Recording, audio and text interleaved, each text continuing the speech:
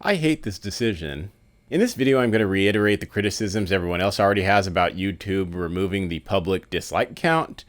But the real reason I'm creating this video and putting it on a channel dedicated to UX design is because I feel like this is the perfect example of the sort of tug-of-war between UX design and product design.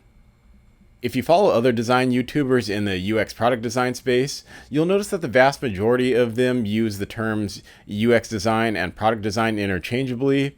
They conflate the two terms, or they mix the two terms together like I did at the beginning of this long sentence.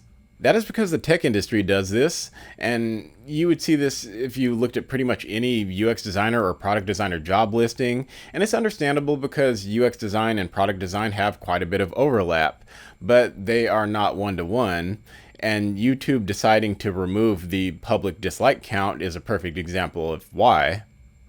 First, let's quickly define the difference between UX design and product design. UX design focuses on users, product design focuses on stakeholders. So when you look at the decision by YouTube to remove the public dislike count, it was clearly made with the stakeholders in mind, even if their public reason focused on users in an attempt to make their decision more digestible to the public. The dislike number had an obvious usability benefit to users. Give users an immediate indication of the likely quality of the video, so users can decide whether or not the video would be worth their time. This is where I believe YouTube has a problem with the existence of a public-facing dislike count.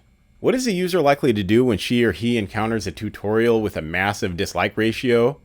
Either leave the video immediately to seek another video on the topic, or scroll down to the comments section to figure out everything wrong with the video within 40 seconds so they don't have to spend the next 40 minutes figuring it out for themselves. So the dislike counter is great for users, but it's not great for a business that maximizes revenue by maximizing watch hours. It's that simple.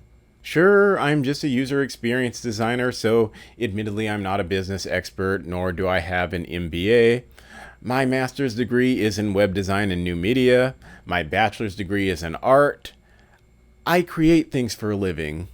But come on, this isn't about fighting against coordinated dislike attacks on competitor channels. Why? Because that is a very small use case for the dislike button. Keeping our UX hats on for a second, you don't remove a feature that's useful to probably the vast majority of users just because a minuscule fraction of users happen to abuse it. You remove the feature because you believe it negatively affects your bottom line, and that's all you corporations care about, no matter what you try to tell us publicly. An even more obvious example that UX design and product design cannot always coexist in harmony: advertisements. Advertisements in just about any form negatively affect the user experience, but they're on most digital platforms for obvious reasons.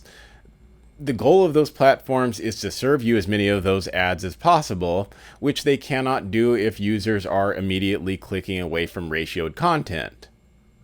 Anyway, I hope this little rant about YouTube removing its public dislike counter gives you somewhat of an idea of the differences between UX design and product design. I considered creating a more formal UX design versus product design video, but didn't really know how to execute it. So I suppose I could thank YouTube for giving me a current event for which to launch this topic from.